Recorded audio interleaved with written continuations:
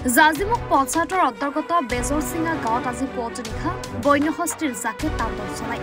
স্থানীয় অৰুণ কলিতাৰ ঘৰত প্ৰৱেশ কৰি হস্তীৰ জাকটোৱে পাকঘৰ আৰু ভঁৰাল ঘৰ সম্পূৰ্ণৰূপে ভাঙি দিয়ে। ভঁৰাল ঘৰৰ বহু পৰিমাণে ধান খাই ধ্বংস কৰে বন্যহস্তীৰ জাকটোৱে। স্থানীয় ৰাইজৰ মতে এই বন্যহস্তীৰ জাকে বিগত বহুদিন ধৰি অঞ্চলটোৰ বিভিন্ন গাঁৱত এনেধৰণৰ উপদ্ৰৱ চলাই আহিছে।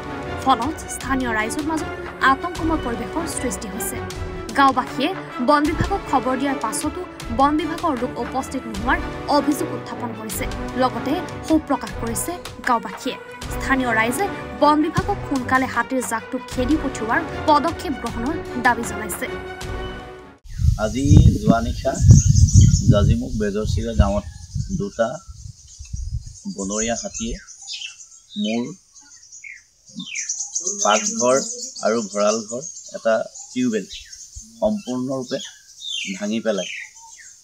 যোৱা ৰাতি ৩টামান বজাত শুই থকা অৱস্থাত হাতী দুটা প্ৰৱেশ কৰি আমাৰ এই ঘৰ দুৱাৰ ভাঙি এটা টিউবেল ভাঙিছে, ইয়াক ক্ষতি সাধন কৰিছে। আৰু ওপৰত বন বিভাগে এটা বিহিত ব্যৱস্থা ল'বৰ কাৰণে আমি বন বিভাগক অনুৰোধ জনাইছোঁ।